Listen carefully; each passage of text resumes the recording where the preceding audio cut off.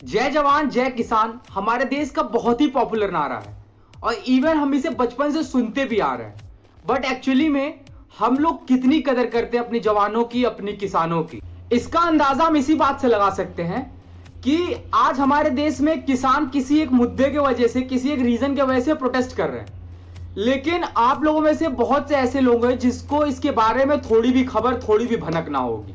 लेकिन इसमें गलती आप लोगों की भी नहीं है, क्योंकि हमारे देश की मीडिया ऐसे असली इश्यूज, ऐसे रियल इश्यूज को जानबूझ के दबा के रखती है।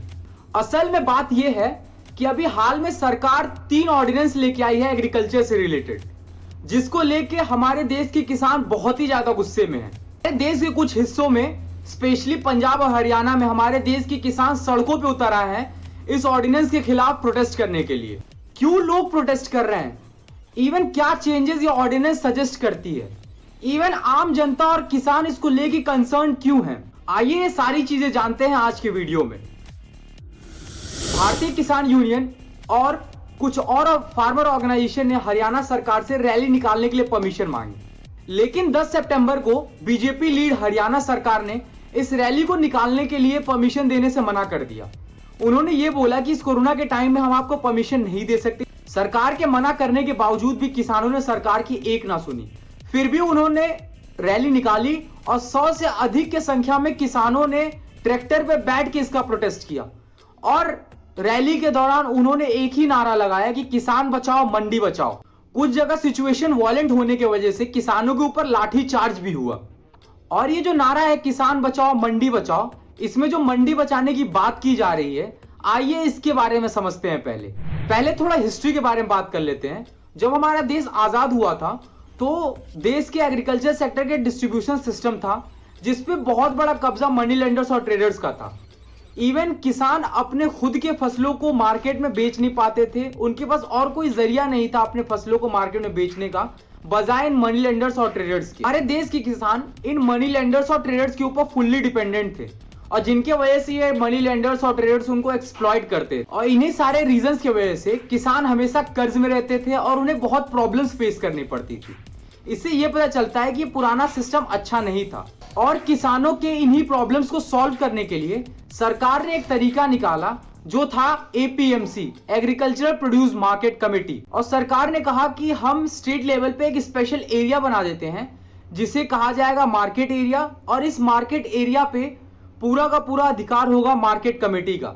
यदि ट्रेडर्स को इस मार्केट से किसी भी तरह के सामान को खरीदना या प्रोक्योर करना है किसानों से, तो उसके लिए उन्हें लाइसेंस की जरूरत पड़ेगी। तो लाइसेंस देने से कुछ हद तक गवर्नमेंट कंट्रोल आ गया इन ट्रेडर्स के ऊपर। सरकार ने यह भी कहा कि इस मार्केट एरिया के अंदर किसानों को मिनिमम सपोर्ट प्राइस दिया जाएगा, यानी एक मिनिमम सपोर्ट प्राइस जिसपे किसान अपने फसलों को बेच सकेंगे और जिससे उनको एक्सप्लॉइट ना किया जाए। और सरकार ने यह भी कहा कि यदि किसानों के पास कुछ फसल बच जाते हैं तो सरकार उन्हें खुद प्रोक्योर कर लेगी, यदि ट्रेडर्स उन्हें खरीद नहीं पा रहे हैं तो। और ये किसानों के लिए बहुत ही अच्छी डील थी। और ये जो मार्केट एरिया है इसे रेगुलेट किया गया अंडर स्टेट एपीएमसी एक्ट। और हमने एक चीज नोटिस की होगी, किसान अपने रैली में, अपने प्रोटेस्ट में बार बार किसान बचाओ और मंडी बचाओ का जिक्र कर रहे हैं, तो वो मंडी बचाओ से एपीएमसी बचाओ की बात कर रहे हैं। लेकिन ओवर एन ईयर एपीएमसी के अंदर कुछ खामियां भी निकले हैं, कुछ फ्लॉज भी निकले हैं। यदि हम बात करें पहले फ्लॉज की, तो जो मार्केट कमेटी थी उसके पास कुछ ज्यादा ही पावर्स था ट्रेडर्स को लाइसेंस देने का।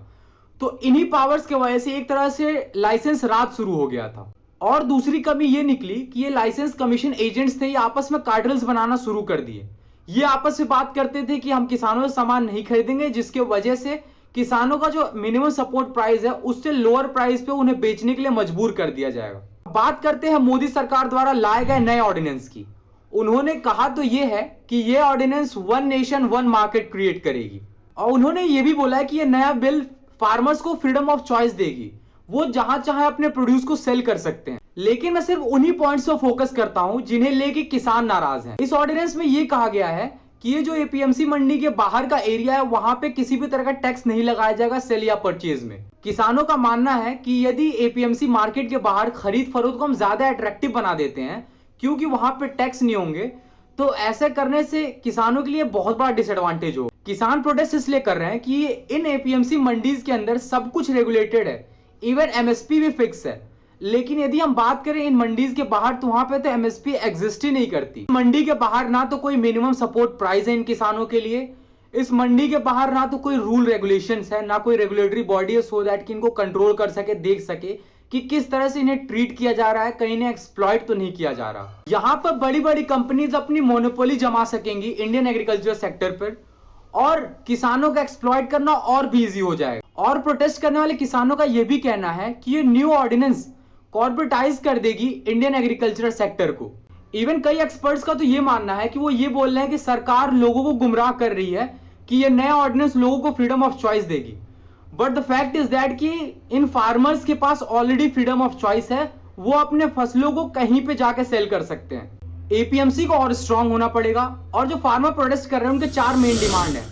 Demand number 1 roll back of ordinance, दूसरा डिमांड है उनका कि loan clearance, third one is to protect the mandi market and the fourth one is a new law for regulation of MSP. और last में बस मैं इतना ही कहना चाहूंगा, यदि मेरे द्वारा शेयर किए हुए कंटेंट यदि आपको इंफॉर्मेटिव लगते हैं so please try to like and subscribe my channel.